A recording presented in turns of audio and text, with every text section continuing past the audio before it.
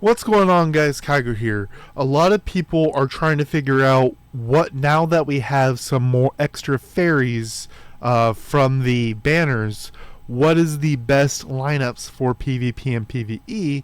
I'm going to walk you through what I think are the best, ignoring the collaboration units you may not have for free to play and pay to win. Let's get into it.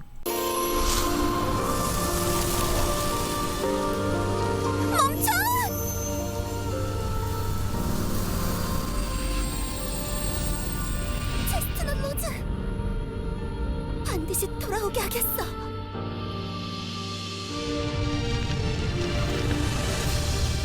더 이상 하수인만으로 남지 않아.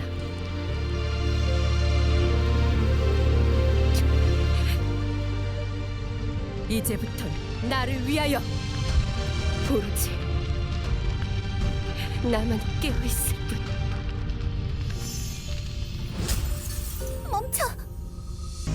모두들 절대 후회? 하, 네가 누구랑 얘기하는 줄은 아는 거야? Alright guys, for this video we're going to do fire. Let me know down below which element you want to see next, and yes, we will also be doing a holy one. So as a reminder, right here is the change we are talking about. The top one you'll see is fire, then water, then wind and earth, and then in the background you'll see the Gen 1 fairies. Fire, earth, wind, and water.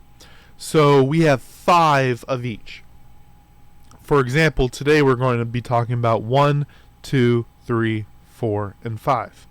So what I want to do is I want to look at those 5. I also want to see if any of the SRs are worth looking at for the free-to-play perspective or the newer player perspective. And then when we talk about PvP or PvE, I'll be looking at one paid fairy that is not part of this free conversion. So we will be allowing one fairy of each element when we do these videos for PvP or PvE if you would like to branch out into that element. So let's take a look. So here is the SR fairies. We have Olander here. Their skill isn't anything to write home about. It doesn't do anything special. The main reason we would even talk about Olander is fire gives crit, and this their special attributes is crit, crit, attack, attack. So straight damage, that's her whole thing. And then Anthurium, HP tenacity, more defensive, which the later levels of fire do go in that direction, as well as their skill heals for 3.2% max HP once a second for 5 seconds, so 5 times. 16% max HP. One of the best healers in the game. And the reason why talking about these SRs is even realistically a thing to do, because they don't count if they're in your assist slot for increasing your echo. They do count if they're in your active slot for increasing your echo, as I'll show later on. So Chestnut Rose primarily going to be for PvE, because her skill does increase fire weakness if they already have fire weakness. Anathria is going to be your highest CP, period, the end, just because of how her stats line up. As well as she's going to be anchored towards most PvP because she has the execute and anti-heal damage, but she's also going to be pretty decent against long PvE battles such as Guild Boss. For fire, we have Ixoria. Does give us a huge damage amp, which is going to be very, very big for PvE. But her issue for PvP is that it does cost us HP, so it could put us in a predicament.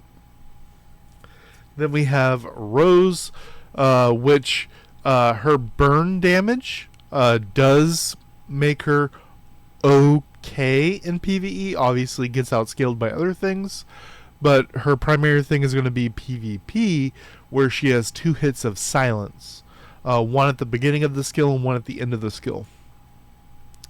Now, like I said, I have 2 paid fairies I want to talk about. Ones you would have to actually summon for, and that's going to be Winter Cherry right here, which is going to be PvE, but also have some uses for PvP.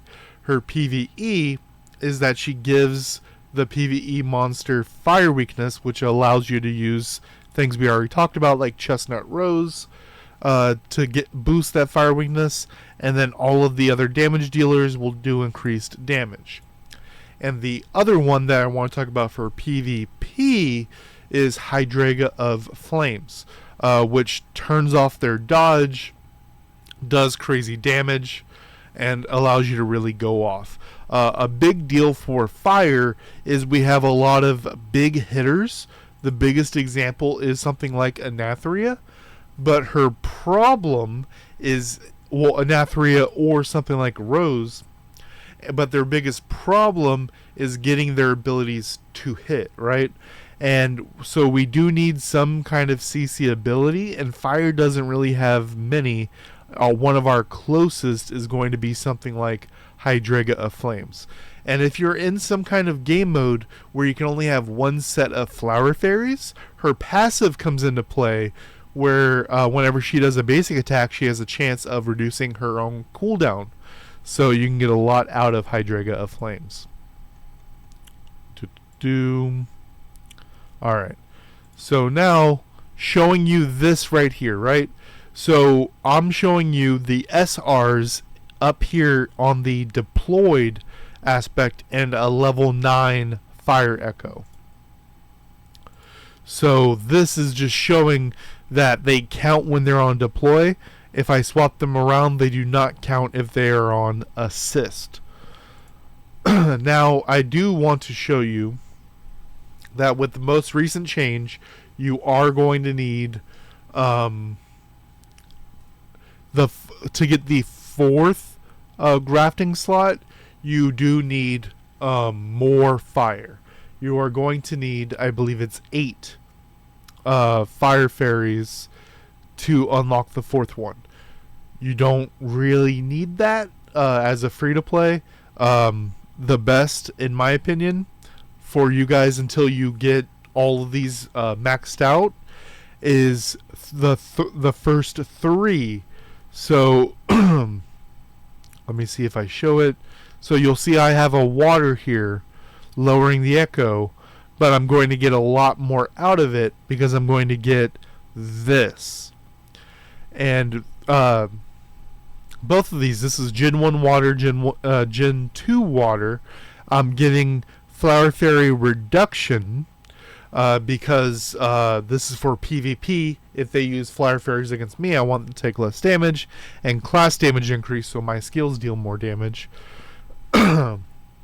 which is for all game modes. And this doesn't require me going out and 3 rainbowing all fire fairies. I could also, once I max out Gen 1, one of the best things I can show you is, remember up here, it doesn't show the Gen 1 fairies in the background because they can only transfer between each other. So once you have Chestnut Rose maxed out, you kind of want to go back and do these as well, because they can be used as grafting so that you can get other stats going. So that's kind of the best, in my opinion, as far as grafting, is up to 7 fire, and then 3 slots of the other elements, and then you can use those maxed out ones to get some extra stats. Now, as far as free, is this the free to play ones? Pay to win. Okay. So these are the free to play options. This one for this one for PvE. Ignore the assist, because obviously Natsu and Shaltair are collaboration units, so you're not going to want those. The assist, I'm not really going to give you a big breakdown on that besides what I just told you about the grafting stuff.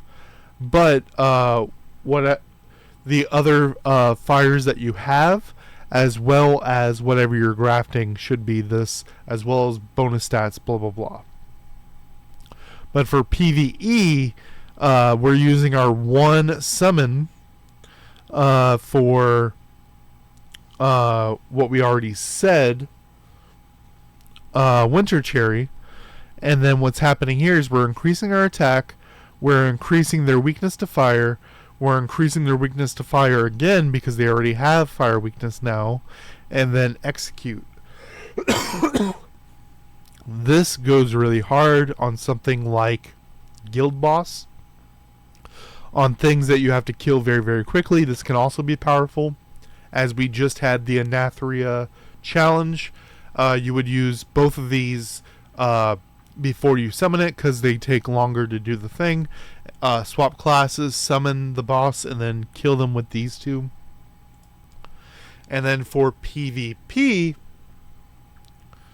we're still using the one that we talked about. If you only can do one, we're using Winter Cherry.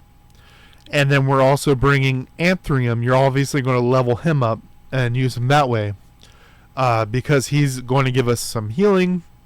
And kind of the idea here is we have two kind of defensive ones, one for healing, one for the rigidity passive. And then over here is we have one of our only CCs with Rose with the silence, and then we're to try to allow us to land our Anatheria. We can also, with whatever class we're using, use our skills to lock them up so that we can make sure Anatheria lands as well. Now, if you want to keep Winter Cherry just as your PvE one, and you want to summon a second fire, one specifically for PvP, that, as we talked about, would be Hydreiga of Flames, which would slot in just fine. And she would actually be moved over here instead of Rose. Rose would be over here. And then the idea, well, actually I like her right here, because the idea is you use Hydreiga of Flames, turn off their dodge, immediately swap classes, and then hit them with these two. Even though their dodge is off, they can still use skills. So their dodge being off allows you to hit the silence easier, which also allows you to hit the Anatheria easier. And it's still part of this kind of one-shot combo going on. Now, if you have all the resources, the pay-to-win team, this is pay-to-win PvP. This is what I suggest. A lot of PvP is going to be Flower Fairy bombing, is what they're calling it, where you're just using Flower Fairies and running away. The defensive capabilities of Winter Cherry is still very powerful. Her active isn't great. Anatheria can be a kill shot, and the anti-heal is a big deal here. And our two main CCs. We also have access to these fairies right here if we want to move things around. One that people are using is they're swapping out one of these two and bringing in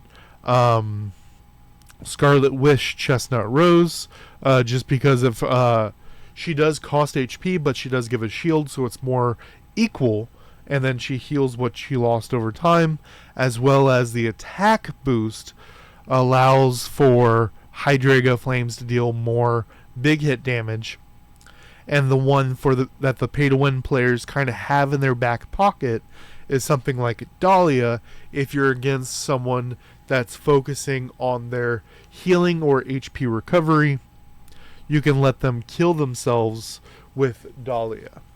As I said, we have these two right here that are collaborations, but I want to ignore collaborations because not everyone has them. Now, the pay-to-win PvE is hands down, I don't think you can argue this one. And that is give it fire weakness, boost attack, execute. And this is going to work in all PvE. This is going to work against guild boss, is going to work in Path of Fire. This is going to work in 4-second or less kills for those types of game modes. The only thing people might do differently is if you are specifically doing those 4-second or less game modes, you may think about swapping out Hydraga Flames for Anathria, because her skill is faster. Let me know what you guys think down below, and remember,